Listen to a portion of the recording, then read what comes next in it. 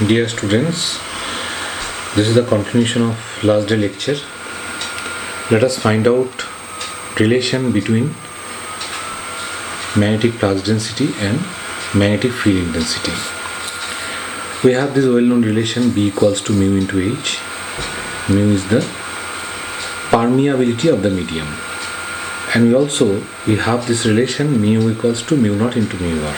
Mu naught is the free space permeability and mu r is the relative permeability of the medium. So let us start with this relation. B equals to mu into H. Mu means mu naught into mu r into H, and here we can add mu naught into H and subtract mu naught into H. Addition subtraction gives the null result. So this plus mu naught into H minus mu naught into H. Let us take the common term. Here mu naught into H is a common term from this expression and that expression. Mu naught into H has taken as a common term. So the term within bracket should be mu r minus 1 from this term and that term, mu r minus 1, and this is remains same. This remains same, mu naught into H. And this expression H into mu r minus 1, this expression is nothing but intensity of magnetization. It can be established.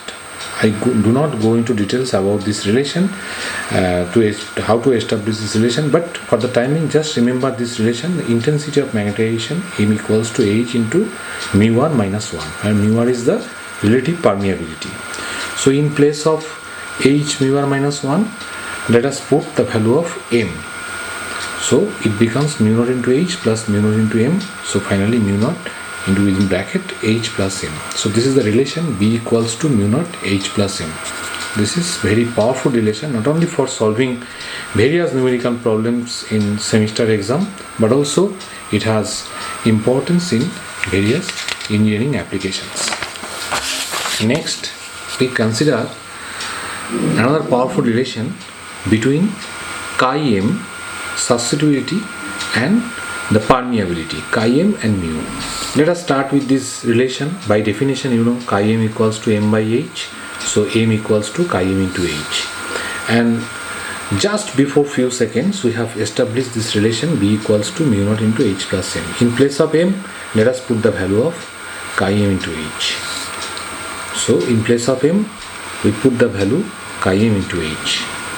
So finally we have B equals to mu naught within bracket h plus chi m h. In place of B, let us write down mu into h. Mu means mu naught into mu r, so it becomes mu naught mu r h equals to mu naught into h 1 plus chi m.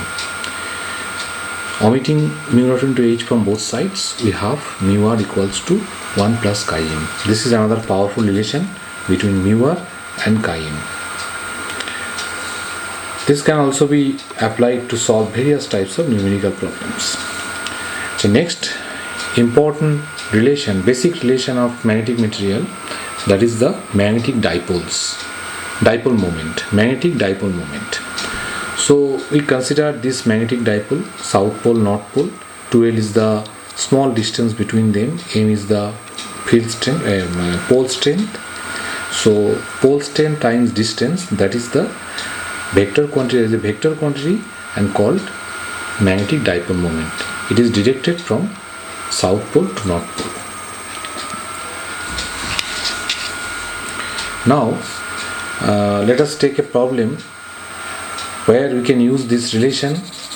This relation can be used to solve various types of problem, numerical problem. So let us take one example. First problem. Suppose chi m is given 5500 for annealed iron. You have to calculate mu, that is the permeability of the annealed iron. Let us start how to solve this problem. We have this relation. It is already established few seconds earlier. Mu r equals to 1 plus chi m. Let us put the value of chi m and we get the value of mu r. This is the value of mu r, 5501. It is unitless since it is relative permeability. And we know that mu equals to mu r into mu naught, mu r into mu naught. mu naught equals to 4 pi 10 to the minus 7 SI unit, standard value of mu naught.